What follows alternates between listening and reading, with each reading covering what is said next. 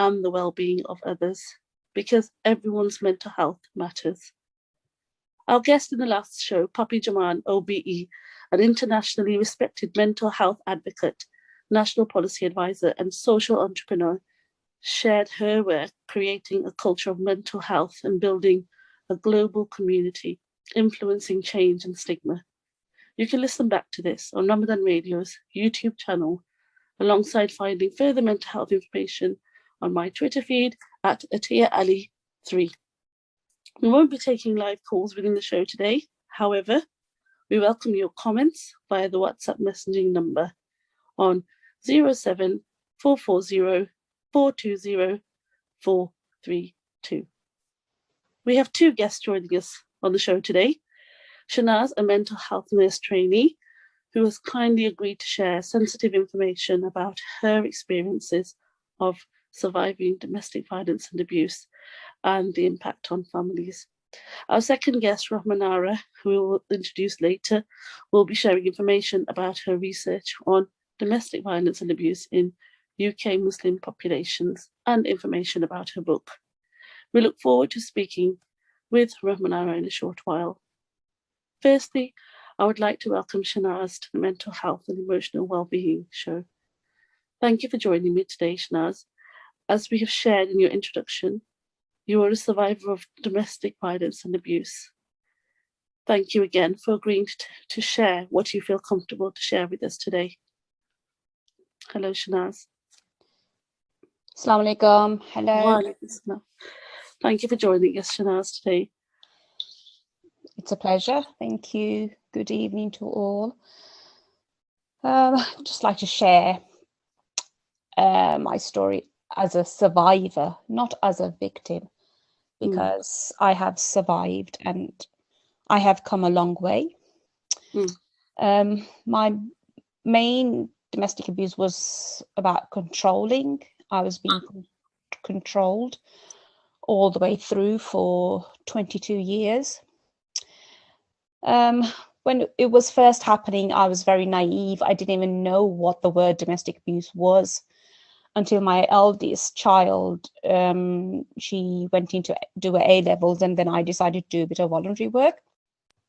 And as a community health trainer working for the NHS, and then gradually building on from there, I was working with women, especially with Asian women, with barriers to language barriers. So I started supporting women, and then off by chance, I had a client and she had herself domestic abuse issues. So I asked my manager that if I could have further training.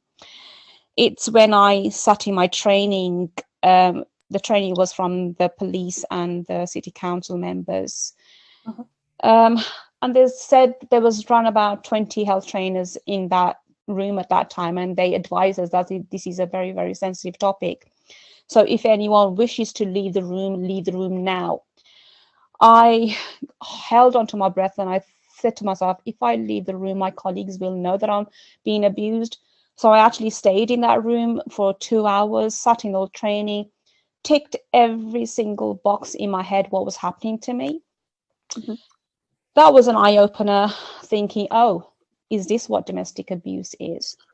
So every time it happened, I noted everything in my head, how to control myself, what is happening to me, what is his end goal. That went on, as I said, for a very, very long time.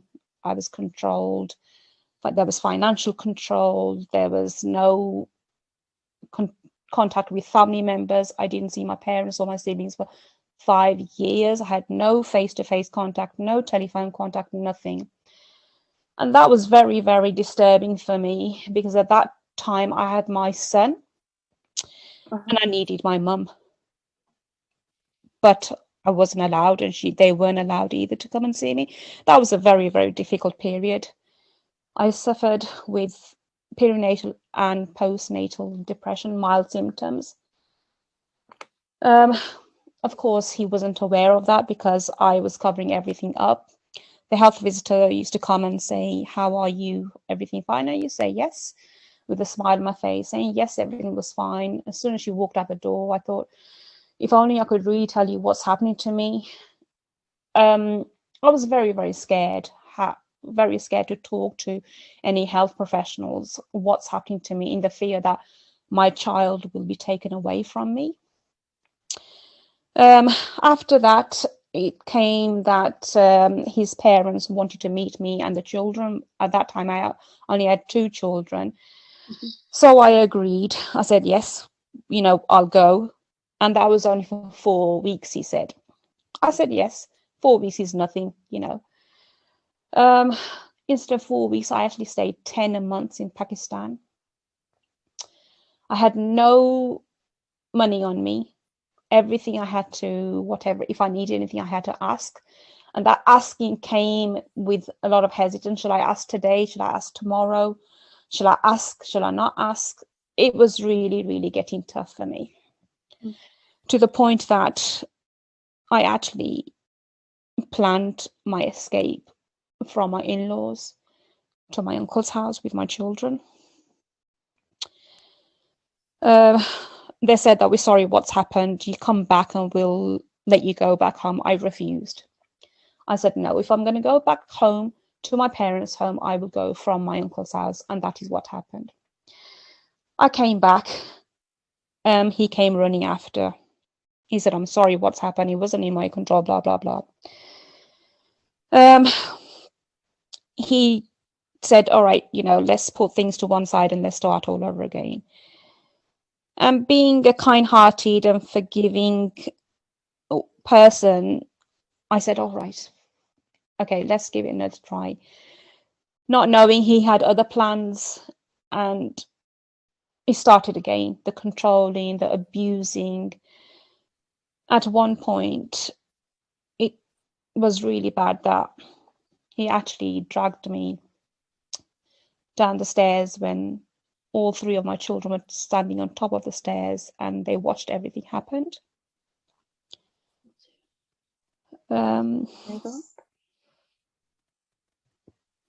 It's happened, but the memories still stay with you. Yeah. I mean, I've sort of like overcome it, but still, as I said, the thoughts can sometimes just come out of a sudden, out of the blue, and you think, okay, this is a thought, let that thought come, let me fight that thought, and let me start all over again. I mean, I am no longer with him. There was a time where I was getting paranoid. Oh no, he might be around somewhere. Shall I go out of the house? Shall I not go out of the house? Shall I use a phone? He might be recording. But saying all that, alhamdulillah, I have overcome my fears with the support of my family and my friends. I never sought professional help due to the fact that my children will be taken away from me. And I sacrificed a lot to be with my children to get where I am today. Yeah. I have been in the West Midlands for 10 years. And in those 10 years, I have 3 children. They are with me. They're all adults now. My eldest one, she's a law graduate. My son, he's doing his chartered accountant after he's done his 4-year degree. My youngest, she is doing her 2nd year policy economics. Fantastic. I myself, I am studying my passion and my dreams. I've always wanted to do my nursing. I am doing mental health nursing now. There is always that light at the end of the tunnel. It is difficult to pluck up the courage and say enough is enough. I could not say enough is enough only until when my mum passed away. I needed a shoulder to lean on. He vanished. He was nowhere to be seen. I took the initial step. I said, enough is enough. I took that initial step. I applied for a divorce. It was my right. I spoke to my children about it, that this is what I am thinking of doing. They said, Mum, we have seen everything and we are with you. We are happy that you are taking this step forward now. So I took that step and I am living I am in a happy place. I'm in a very peaceful place at the moment because I do not have this shadow watching me every move that I make. Yes, it takes courage, time to make that decision, but once that decision is made, it is for the better. Thank My you. Sorry. my main message today is to anyone out there listening that it is not acceptable for anyone to be abused physically. Neglect, emotional, mental abuse is not acceptable no matter who you are. There is support out there, there is guidance out there. It's just a matter of taking that step. And believe me, I'm a survivor of 22 years. There is light at the end of the tunnel. Absolutely, Shanaz. Shanaz, during your time of need, who was there to support you? Where did you seek your support from? My biggest support were my friends when I had them, because I had no contact with my family or my siblings. So my friends were there. They supported me, they guided me. But because I wasn't strong enough, I didn't believe myself. I had lack of self-esteem, I had lack of confidence. I just lost my identity basically, because everything I done, it was wrong, it wasn't right in his eyes. So he always belittled me, saying that's wrong, that's not right. I get angry because you make me angry. So I felt that I wasn't who I am now. It was whatever he said, I said yes, yes, yes to everything. I didn't have a say in anything. So my biggest support were my friends. And then when I decided to move into the West Midlands, it was my family and my siblings. Mm-hmm. So for the most part, were you in Pakistan or in the UK? No, I was living in England. I was Mm-hmm. living in England most of the time. I am a British born citizen. But as I said, due to him controlling my mind, I just did not know a way out. I did not know of my rights. Yeah. Shanaz, it's great to hear that you've come through the other side, and like you said, that there is light at the end of tunnel, and your story hopefully will encourage others to seek that support should they need to. I just wanted to ask you quickly about family and the impact on children. Yes, it does have an impact on the children, because not did the children see what was happening to me, it actually happened to them as well. They were being abused physically, mentally, neglect, control. So it does have a big impact on the children's mental health. Luckily, I was there to support my children.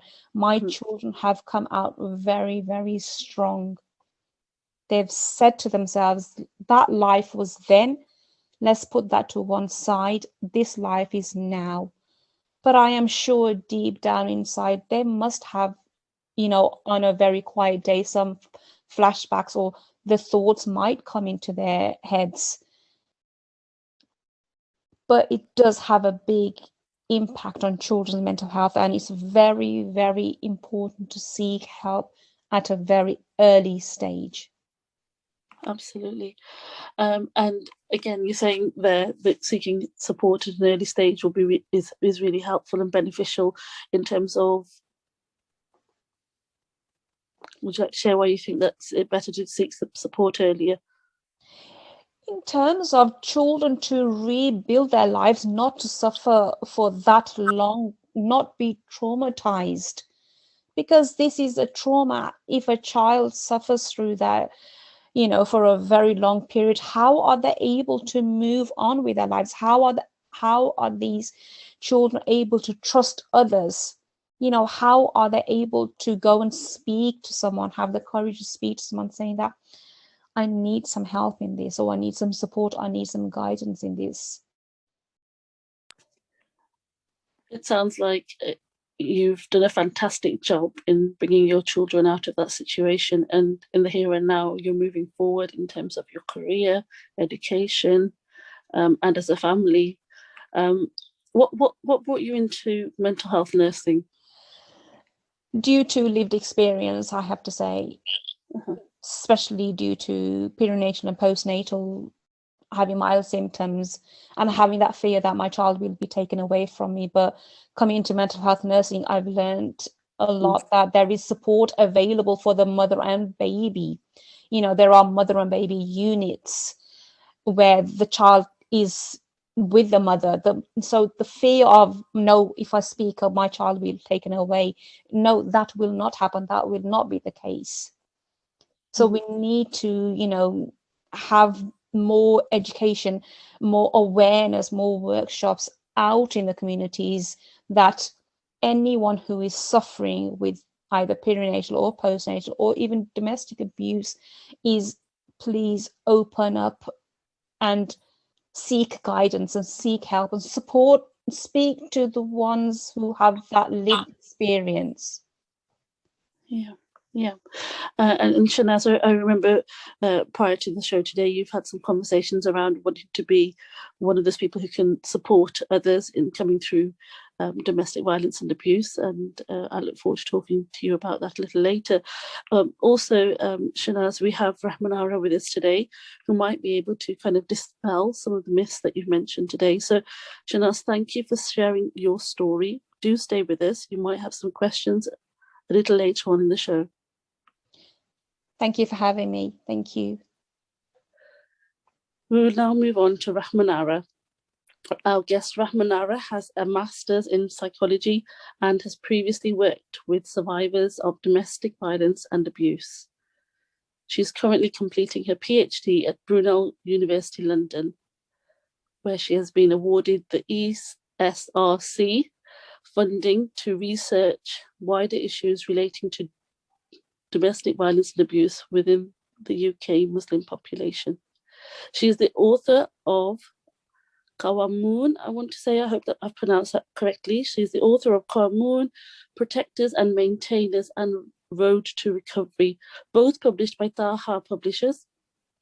Rahmanara is also a lecturer in Islam and pastoral care at the Markfield Institute of Higher Education. She often delivers workshops and training in domestic violence and abuse, spiritual abuse, and mental health. Rahmanara, hello, assalamu alaikum, welcome to the show. Welcome, Salam. Thank you for having me today. Rahmanara, could you tell us a little bit about what brought you into choosing this PhD topic? Yeah, so Had actually, you sorry, go on. No, I'm just wondering whether you'd worked in similar fields.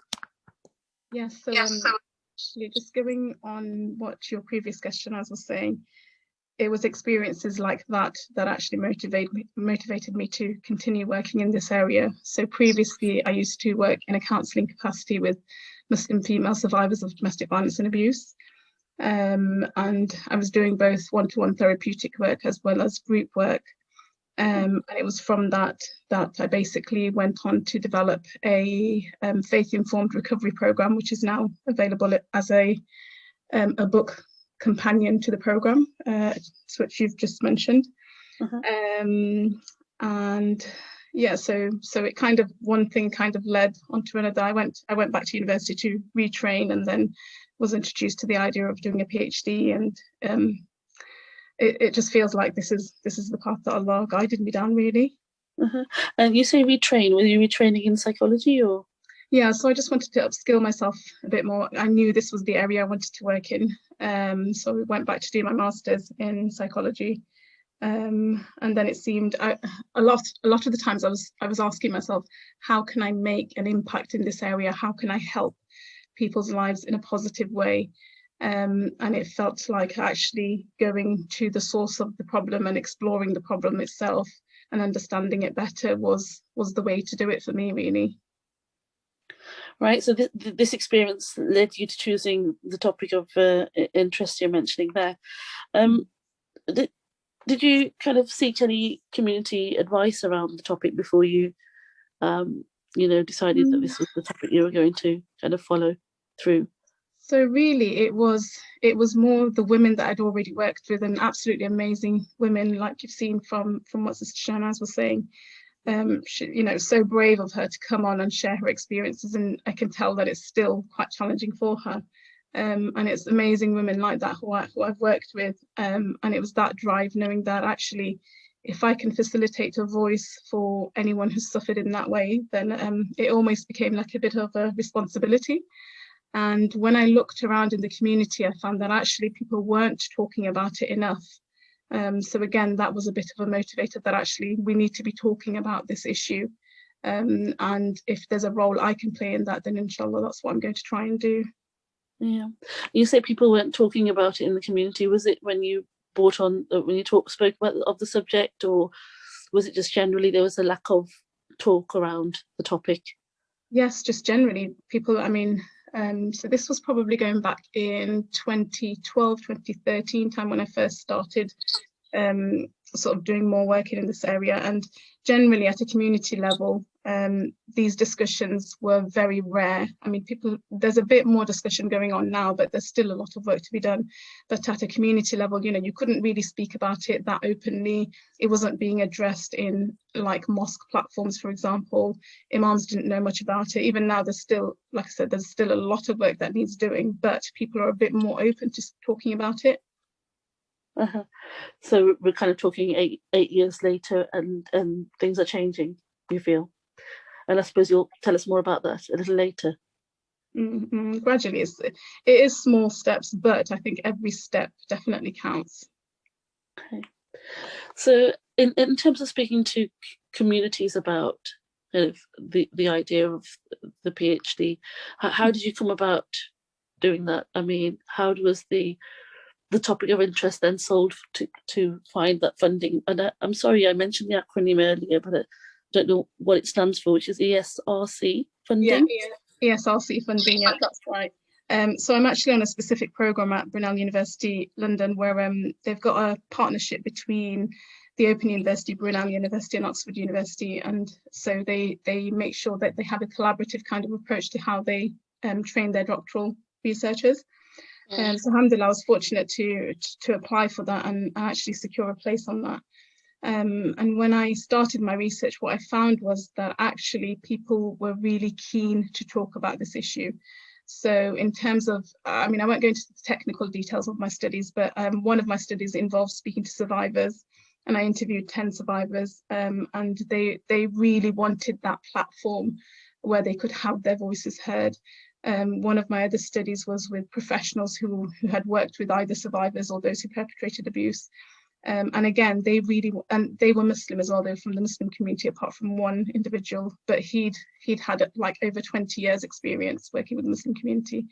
And again, it was the same thing of that voice hadn't had a platform before. So they really wanted to get their heard and their experiences heard so that it could be shared more widely. So yeah, it was a good response, alhamdulillah. Right. It sounds very interesting in terms of the work that you've carried out and gone on to begin, and you'll tell us more about it after the break, I'm hoping. So we have come to the break. We're going to take a short break, and we will catch up with Rahmanara on the other side of this break. Speak to you shortly. Welcome back. You're listening to Atiyali on the Mental Health and Emotional Wellbeing show with my guests, Rahmanara Chowdhury and Shanaz. We were speaking to Rahmanara prior to the break with regards to the research that she has begun. Rahmanara, is it okay to tell us a little bit more about kind of previous findings in this field? Was there much research already in domestic violence and abuse, and in particular from Muslim communities? And I'm thinking about UK based in particular. Okay, so when I started my research it's nearing 4 years ago now, I actually found very little in the field, particularly around the Muslim community. On a very general basis in the UK, we have a lot of research around how domestic violence and abuse manifests. So you might have heard of things like the power and control wheel, the cycle of violence and similar things like that. But actually, when you explore those a little further, you find that they're all based on the sort of white Caucasian community. So there's very little in terms of theory to show what's happening within other minority communities. And in terms of statistics, there was just, well, I haven't come across anything basically. Right. There is research around South Asian communities, but again, it kind of groups South Asians together. So again, it's not specific enough. I know you mentioned UK, but just to say that across the pond kind of thing in the US, there's a bit more. There's some good work by Julian Hammer, who's done a book called Peaceful Families. They've got a project called Peaceful Families, actually, and they've done some really good work. The one thing I will say is that when I have done my research, what I found is that the UK is actually at the forefront of defining domestic violence and abuse. So from a legal perspective, because it's recognised the way it is, it means there's more options in terms of legal options for survivors to pursue. Although that's still a difficult route, it just means that actually if the law has recognised their experience, that means it can have that label to it and there are viable paths for them to pursue. And other countries are actually lacking in that. So that's definitely one plus. But in terms of the Muslim community, there was just nothing. And even till now, there's very limited information of how it occurs and, you know, what the patterns are and what kind of interventions are therefore suitable. So is this what your study is now focusing on? I mean, I think you said you're at the write-up stage of the study. Yes, so inshallah, I'm hoping to submit this summer. So yes, my study was basically to explore, well, how does it actually occur in the Muslim community?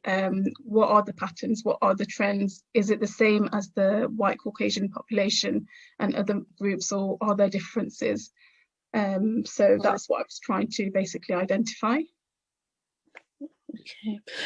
What role does faith have in the domestic violence and abuse? I'm thinking about those who use faith to sometimes manipulate and using domestic violence and abuse in terms of, you know, using it as an excuse. Apologies. So actually, this is one of the reasons why I went into this area as well, because what I was seeing was that the ladies who I was working with, they had gone through all the mainstream services. And the one thing they just weren't having addressed was their faith-based needs. So they were getting support in terms of their psychological and emotional well-being, you know, financial and physical safety and all of those kind of issues. Right. And in terms of the questions they had around their faith and whether it was acceptable and what does it mean for them as a Muslim female, you know, what does it mean in terms of their identity and what they've been led to believe about how they are as a Muslim. So they would have been put down a lot. Those questions weren't being addressed. So that was one aspect. And secondly was when I was looking at how the faith was used, it almost became where those who were perpetrating abuse they almost positioned themselves in a way where they became God in that family, basically. That's the only way to say it. Because everything focused around them. And as we've heard from Shanaz, you know, everything is about that one individual and it has to be in accordance to what they want. And that comes over and above their faith. So then basically, when you think about that, that person they're almost, so the perpetrator is almost competing with God. And, you know, we know what that means in terms of Islam. You know, we're not labeling anyone here, but in terms of the implications, you know, that's not a great position for someone perpetrating abuse to be in, but equally for someone on the receiving end of it, that's not a healthy position to be in either. And there's a lot of suffering involved because, you know, we're not created to worship people, we're created to serve Allah. And it caused the survivors I worked with, it caused them a lot of anxiety because their faith was so genuine and so, you know, it meant so much to them. But equally, it was being destroyed because they had to focus on this one person. And it was very much about the whims and desires and moods and all the rest of it of that one person perpetrating the abuse. So that's one element. But the other element, which I found within my research, is that actually faith was one of the strongest factors that survivors utilized in order to leave the relationship. Obviously, I'm not advocating for the breakup of marriages. However, where you've got a relationship like this, where it is completely unhealthy, and people need to leave for their own well-being, their safety, their mental health, their psychological well-being. Faith was the one thing that helped them, because they were able to grasp a good understanding of, actually, they're not here to serve a person, they're not here to suffer in silence. The idea of patience, what is patience? Is to do as much as is within your capacity, and then leave it to Allah. So you take action first, and then you trust Allah and leave the rest to Allah. So utilizing all those tools, and having, for example, imams say to them, you don't have to put up with things like this. There's nothing in the faith that says that you have to put up with this kind of abusive behavior. Having friends who said the same thing, coming across resources in books and talks and other things, really encourage survivors to utilize their faith to both leave the relationship, but also to use it as part of their recovery afterwards as well. So you can see, I wouldn't say it's a double-edged sword, but it was misused by those perpetrating abuse, and then utilized by survivors in order to move forward. Yeah, that's really insightful. Thank you, Rahmanara. Personally working in mental health and speaking to people about domestic abuse in many different areas of mental health, and you don't often hear the positive side of friends supporting individuals, the positive experiences of the imam, allowing people to understand that that's not what Islam encourages. Yeah. So did you have that aspect at all in your studies? Was there the odd? So there was the presence of both. Basically, you had key individuals within the lives of survivors who unfortunately also misused the faith to persuade survivors to remain in the relationship as a kind of religious obligation. But then you had other people who came along and said, actually, no, it's not a religious obligation. If anything, you're actually doing the one perpetrating the abuse, you're doing them a favor, because by you leaving the relationship, it means that the dhulm that they're enforcing onto you comes to a stop, or at least it's reduced. So actually you're doing them a favor, because that means there is less on their accountability now when they have to stand before Allah and answer for what they've done. So it was very much about the power of communities. And yes, whilst communities had the power to almost continue that cycle of abuse by persuading survivors that they have to remain in that situation, equally there were other members of the community and other members of religious leaders and imams who were saying that actually no, that's not the right thing, and you shouldn't have to suffer like this. So that became almost more powerful, if you like. Fantastic.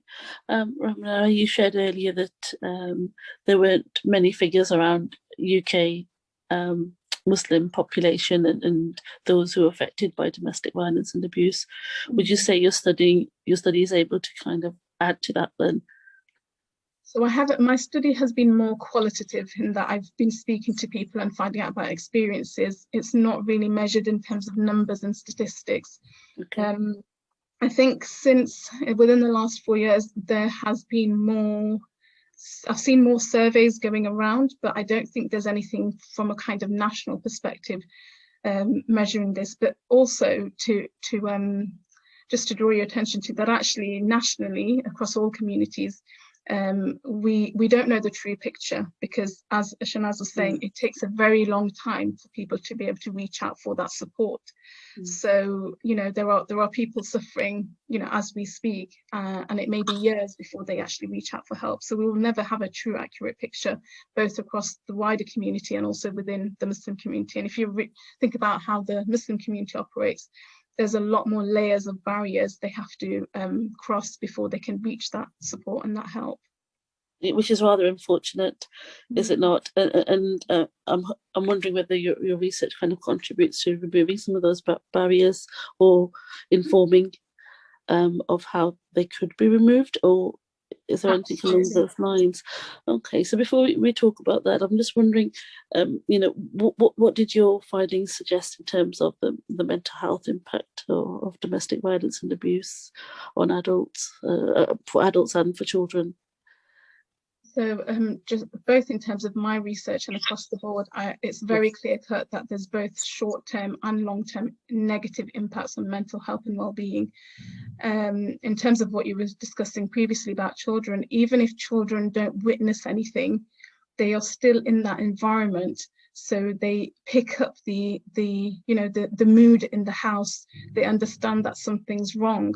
And this alone, even for very young children, when you look at their psychology and their development, they will be able to absorb those emotions. So actually it impacts them from even a very young age, even if they can't discern what's going on. So just the atmosphere alone will have an impact. And as I said, even if they're not witnessing anything directly, they will still pick up on that atmosphere, and that will have an impact. And you have to remember that we're not talking about normal marital disagreements. We're talking about abusive situations. So you've got ongoing patterns of systemic abuse, and that's what makes it different. And it's aimed at putting the other person down. So there is definite both short-term and long-term negative impacts. In terms of adults, you've got all of the mental health issues that they are likely to face as a result. But also, you see a lot of survivors that have physical health conditions, and that's as a result of the impact on their mental health. So yeah, in terms of that, it's really not a positive thing. Thank you, Ramona. In terms of the perpetrators, we're talking very much now about kind of a father figure, a husband figure. I'm wondering whether there was coercion and other family members or people that you found were colluding. Yeah, so actually what I've managed to do at with my research and the data that I've gathered is I've developed a web model of domestic violence and abuse. As I was saying, in the mainstream kind of population group, a lot of the research only factors in the fact that there's two people in that relationship. But when you look at the Muslim community and other close-knit communities as well, you can't consider just the two individuals in the relationship, because the way close-knit communities are, that it's a network of interconnected relationships. So automatically it tells you that there's going to be something different. And that's what I did find in my research, that actually there are other critical people involved in the whole process. Sometimes they may play a negative role. So sometimes other people were involved in the kind of collusion. So there was actually more than one perpetrator in some cases. But equally in other places, those people, they weren't just static kind of bystanders. They played an active role. They saw what was going on, and they played an active role to kind of support and help and create change. So yeah, you can't just consider the two individuals. You have to look at the wider network of both the physical kind of wider network, but also the network of relationships as well. Mm-hmm. And this model that you've developed kind of demonstrate the differences in how domestic violence abuse manifests for UK Muslim communities. Is this available as part of your research, or is it already published and out there for access? Or so I'm just finishing off the final chapter for it. I'm hoping to submit it to a journal, inshallah, in the summer, but I've got to get my thesis in first. So yeah, inshallah, it should be available as soon as I can get it submitted. Look forward to seeing that. So I'm wondering, when you talk about the web, the model that you've developed there, and the web, would you say that, when there's more people colluding, it's more kind of it lasts for longer, it's more systemic? Did you see a pattern there in terms of? I'm not sure I can say that it lasts for longer, just because of the way domestic violence and abuse is in its nature, in that it tends to happen over long periods of time. But certainly there's more considerations to factor in. But that means that if you can identify what the kind of vulnerable areas are for an individual, and you can also identify the protective areas for an individual, that means you can look at, well, how do you need to protect them, but also where are their sources of support? So for example, a domestic violence organization could then work with that individual to look at all the protective mechanisms and put those things in place. And even, for example, the police, if they were informed about what they need to, the wider considerations they need to have, then that means their risk assessment would just be a bit more realistic to that person. So inshallah, I'm hoping it will kind of benefit and inform future practice in this area. Thank you. Ramanara, you've talked a little bit there about kind of the police and other organisations that can kind of support or perhaps in some way provide awareness in the communities in terms of this crime. Would you say, you know, some of these myths can be dispelled? For example, the one Shanaz mentioned, the fear of her children being taken away. Absolutely. With some of the work that you've done. Yeah. So I didn't. So the whole issue around children is actually huge. It is literally like a book or a project in itself, because there's so many factors you need to consider into it. However, I do know that there is a lot of work being done currently with the legal system at the minute to try and raise that awareness, so that people understand that actually there's a huge detrimental impact on children, and therefore we need to put all of those safeguarding measures in place collectively across the whole of society. I think there's still a long way to go, because there is a lot of misunderstanding at a kind of systemic level as well. But the fact that we have got individuals and organisations talking about it is definitely a positive way forward. You've written an introductory book on the subject of domestic violence and abuse. Could you tell us more about it, the book, please? Yes, so the first book is called Qawamun. You were right. So it's taken from the Quran, and it means basically protectors and maintainers.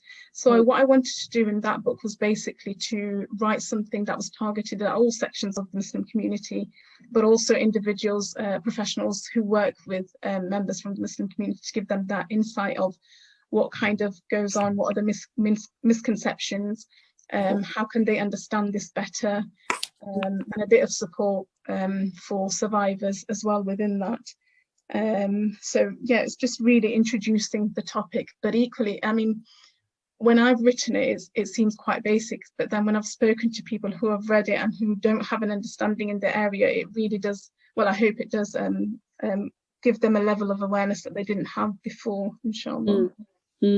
So you would say that this is accessible and useful to people across the board, not necessarily just the Muslim community? Yes, absolutely. And I've written it in a way so that it's not academic based. It's more like, you know, you're having a conversation with myself. So yeah, I'm hoping that it will be accessible across the board, inshallah. Thank you. And the second is it the book? It was Survivors of Domestic Violence and Abuse for the Road to Recovery and Healing from Domestic Violence, right? So yes, it's called Road to Recovery and then Healing from Domestic Violence and Abuse.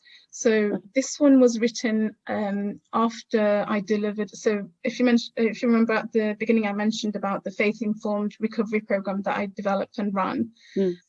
So that was a program that used to run over 6 weeks.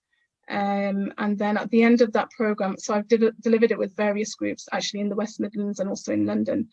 At the end of those groups, the women actually said to me that they would have really appreciated having something to take away to remind them of what they went through, and in terms of the course and how it can continue to help them in their recovery process. So that's essentially why I wrote the book. It's kind of a companion to the program, the Road to Recovery program. And it goes through, so this one is specifically for survivors, and it takes them through kind of, because if you remember, like what Shanaz was saying, there's a lot of confusion. When you're in survival mode, you can't focus on anything else. You're only focusing on surviving. So what this book, the first thing it tries to do is to clear up those cognitive and emotional kind of confusions, and also the spiritual kind of confusion. So it tries to add clarity to all of those things. And then it takes you through the kind of psychological process of recovery and showing you that recovery is possible. It does happen. Yes, it's a painful process, but it is a possibility. So it's really about providing that kind of holistic support to survivors of domestic violence, really. Thank you, Rahma. It's been really informative. I was wondering if it was okay to bring Shanaz back in and if she has any questions, because earlier, Shanaz, you talked about wanting to volunteer in the community and perhaps even provide groups like the 6-week program. I wonder if there's room there for collaboration. Shanaz, are you with us? I am here. Thank you very much for having me again. Yes, I've done my domestic champion training, and I'm also an ambassador for domestic violence champion.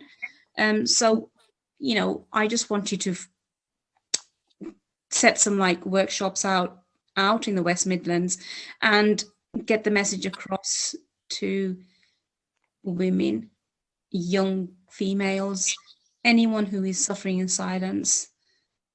Don't suffer in silence anymore. There are people who will support you and guide you in the right direction. So yes, it takes a lot of courage to take that first step. Once that step is taken, you know, there is support. There are trainees out there who will guide you and support you in whatever your worries and concerns are. So workshops definitely are needed for the Muslim community, and more education and how to raise awareness. I think that's the key message that I would like to give out, that, you know, we need to talk more about what are the red flags when you are in a domestic abuse relationship.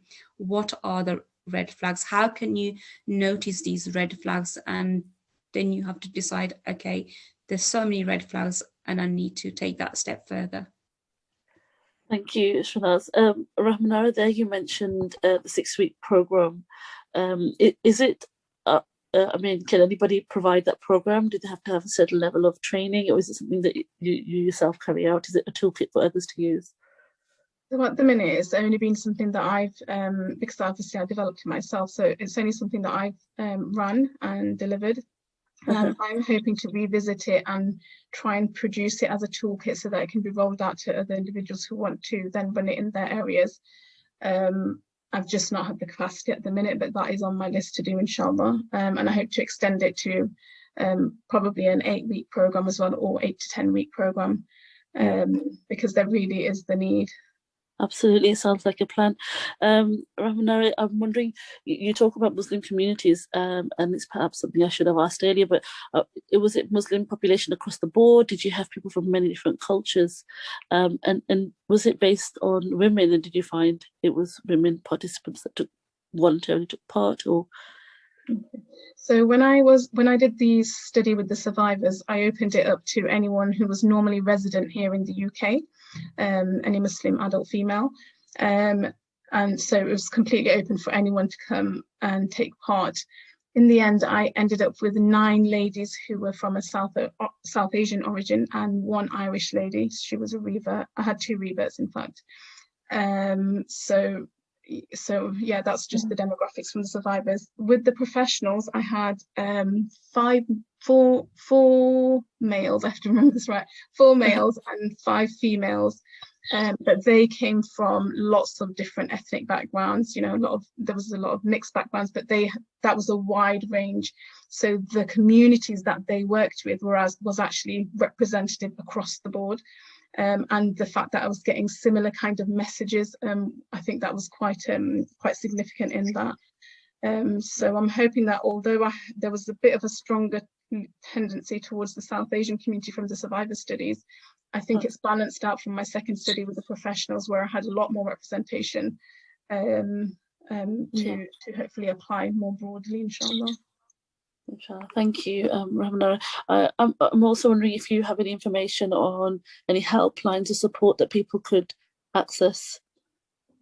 So there is there's a couple of different organisations. In fact, Birmingham used to have a very, very good organisation set up by someone I know. Unfortunately, it doesn't run anymore, which is a bit of a shame. But there's Solace. There's the Muslim Women's Advisory Council. There's another one called Apna Haq. People can Google these and they should be able to find the details. There's the Muslim Community Helpline. There's also, in terms of therapy work, there's the Muslim Counsellor and Psychotherapist Network. They're excellent for finding therapists across the UK. Yes, Myra has joined us on the show before, so if listeners want to know more information about that organisation, you can listen back to the YouTube channel. Anything else, Ramana, that you wanted to add there? I think they're the main ones that kind of come to my mind. Thank really. Thank you very much, Rahmanara and Shanaz, for joining us on the show today and talking about a very sensitive topic. We do encourage all of those who have been affected by listening to this program to please do take the steps to seek support and to confide in your GP if you can. Also, as mentioned earlier in the show, you can catch more mental health information on my Twitter at AtiaAli3, and I'll hope to provide the link to Rahmanara's research. And you can listen back to the show and previous shows on Ramadan Radio's YouTube channel. On one of the previous shows looking at Orange Wolverhampton provides information of local centres that could provide support. Thank you for listening in today. You can hear me next on July the 3rd at 1 p.m, where I'll be speaking to my next guest. Goodbye for now. Assalamu alaikum, and have a lovely rest of the weekend.